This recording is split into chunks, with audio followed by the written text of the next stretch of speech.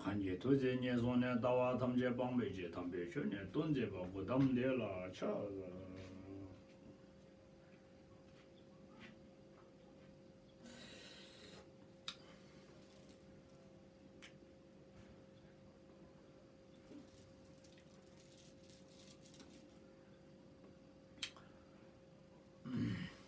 Rashidali.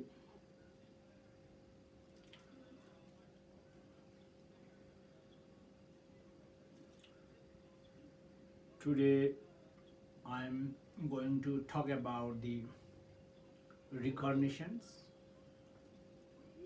rebirth,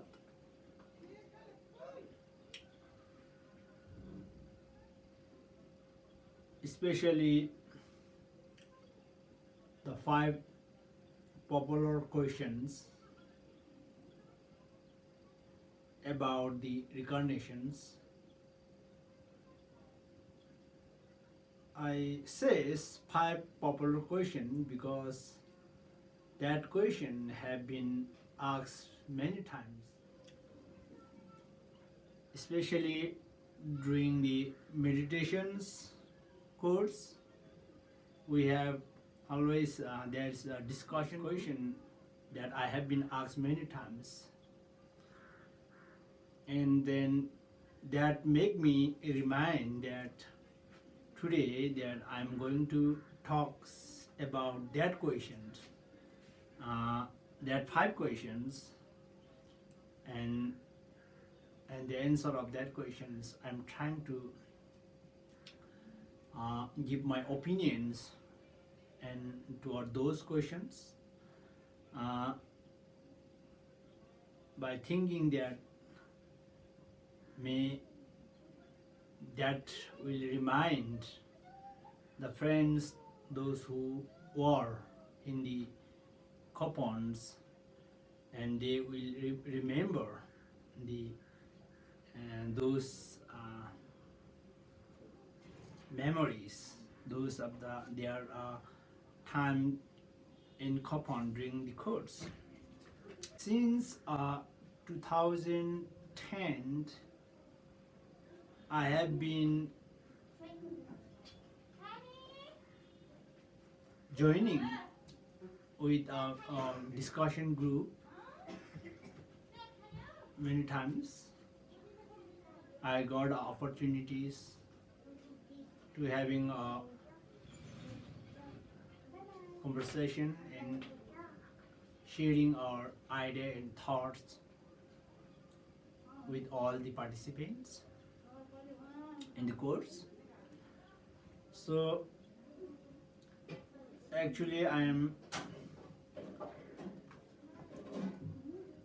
giving and making in these mediums, I'm giving my thought about or my little knowledge about the Buddhisms that I'm sharing with the people of Nepal in Nepali language. And it's because of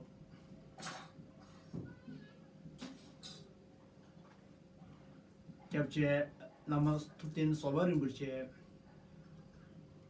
have the wishes that Kapon students should have to be benefit or should have to be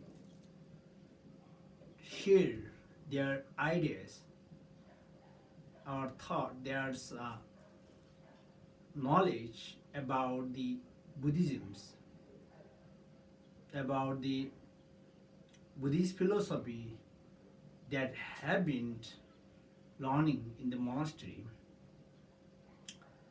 And Rinpoche have mentioned many times in the teaching and events in the informal talks I heard in Rinpoche wish that the people of the Nepals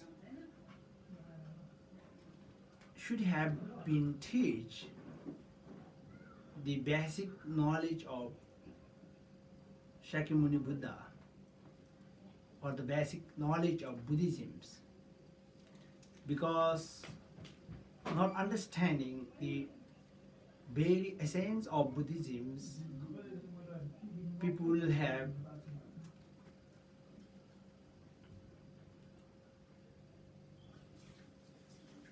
facing so much difficult in Nepal, especially in Nepal. So many poor peoples, and because of not having and not because of not having the opportunities, people don't get to learn about even the teaching of the Buddha. So when they not about to learn, then they are quite far from the idea of the Buddha, Shakyamuni Buddha, the Gautam Buddha, especially known as the Gautam Buddha. So because of that the situation in Nepal, in every sector, especially in the political sector, politicians, so much corruptions. It's also because of not understanding the teaching, the essence of the teaching and the Buddha philosophy or the doctrine of the Buddha. So it's very important for the people of the Nepal and the students, especially the younger and the student of Nepal, they must be understand. So that by thinking that I may be little benefit for them if I share my knowledge through this medium in Nepali language. So I'm making theirs and explaining about Buddhisms and the basic things, the basic activities of Buddhists, how to meditate, how to think, how to practice in the daily life, how to offerings, and how to uh, take refuge toward the three joys, and what is the essence of the Buddhisms that I am trying to explaining in my video, in these mediums. So today that I make mind that why not I make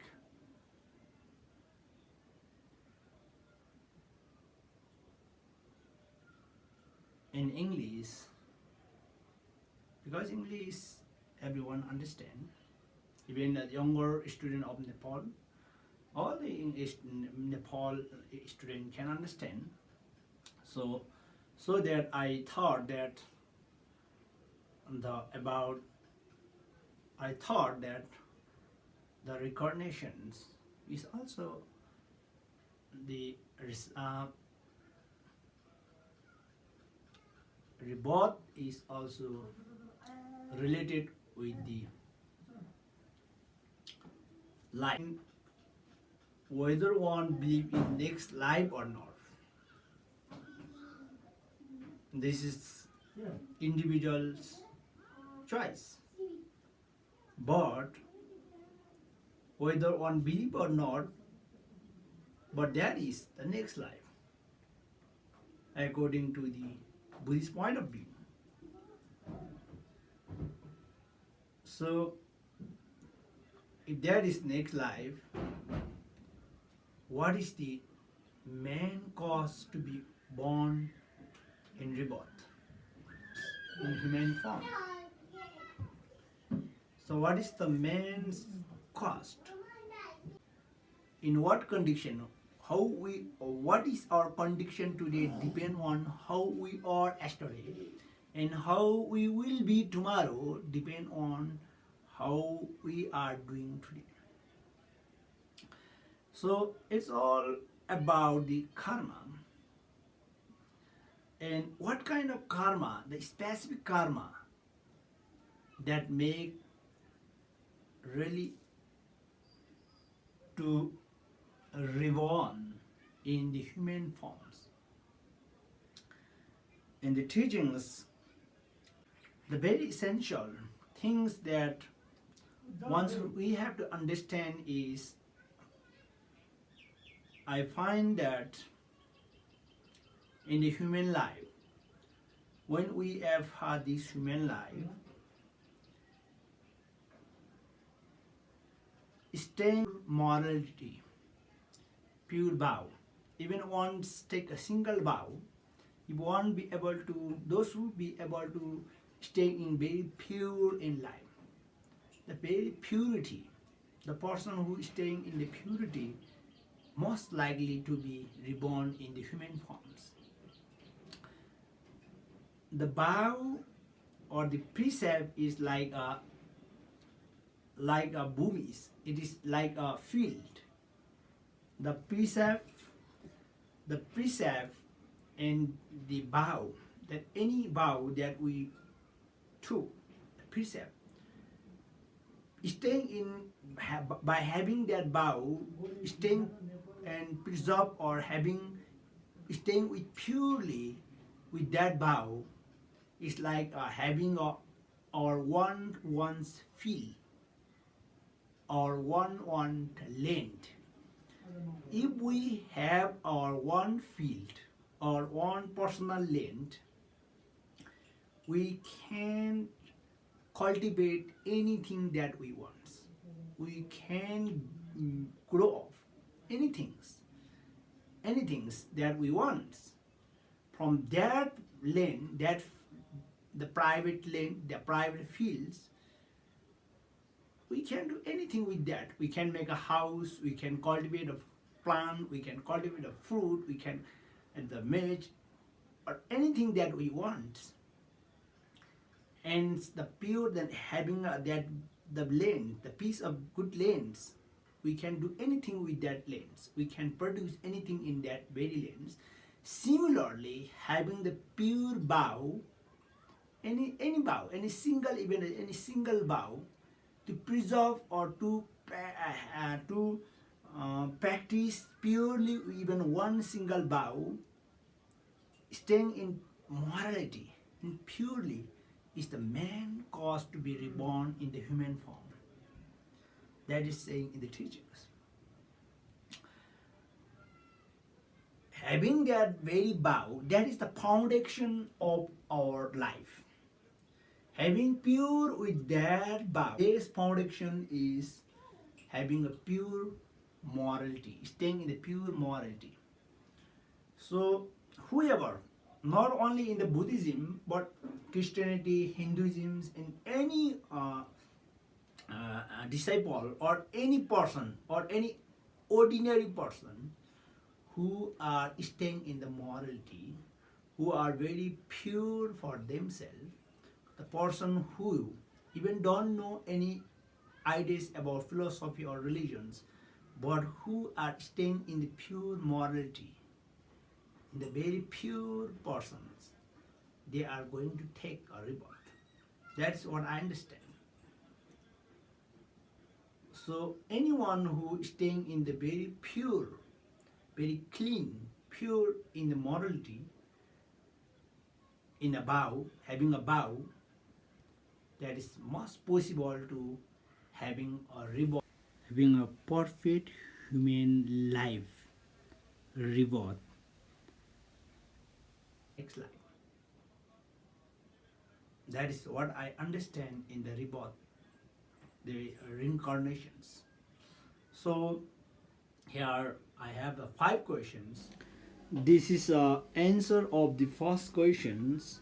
How is rebirth possible? Second question is, what connect one life with the next? Is there a soul, Atman, self, or real personality that goes from one life to another? So the answer is our mind has gross and subtle levels. The sense consciousness that see, hear, smell, taste, and feel tactile sensation, and the gross mental consciousness which is busy thinking this and that, actively functions while we are alive. At the time of death, they cease to function and absorb into the subtle. And finally, the extremely subtle mental consciousness. This extremely subtle mind bear the imprint of our action karma. After death, the continuity of the subtle mind, which is neither static nor an independent entity, leaves one body into the intermediate state and, and then takes rebirth in the another body. After the subtle mind joined with another body at the moment of conceptions, the gross sense consciousness and the gross mental consciousness reappear, and the person again sees, hears, thinks, and so forth. This extremely subtle mind, which goes from one life to the next, is a constantly changing, depending phenomenon. For this reason, it is not considered to be soul, Atman, self, or real personality. Thus, the Buddha taught the doctrine of selflessness, that there is no solid, independent, findable thing that can be isolated as the third question is, why can't we remember our past lives? So the answer, at the moment, our mind are obscured by ignorance, making it difficult to remember the past. Also, many changes occur in our body and mind as we die and are reborn, making recollections difficult. However, the fact that we don't remember something doesn't mean that it does not exist. Sometimes we cannot even remember where we put our keys, nor we remember what we ate dinner a week ago. Some people can remember their past lives. The Tibetans have a system of recognizing the reincarnation of highly realized master. Quite often, as a young children,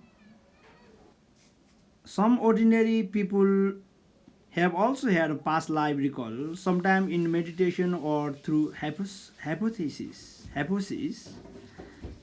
For example, I heard as a child a woman in Britain remembered the village in which she lived in her previous life and would draw a picture of it. She also recalled her family there. She was the mother of 8 children. When she was an adult, she went to the village and met her son from the previous life, who was now in his 70s. He was able to validate many of her previous life memories because he remembers the same event for his childhood. The fourth question is that it is important to know what our past life are. The answer is no. There is a Buddhist saying, if you want to know about your past life, look at your present body.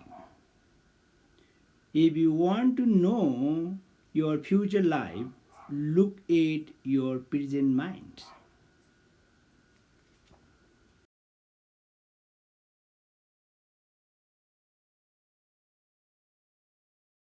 Last question, the fifth question is, if everyone has had previous lives, how do you account for the population increase? All the people alive now aren't necessarily human beings on planet Earth in their past lives. Their previous life could have been as another life form or in another universe.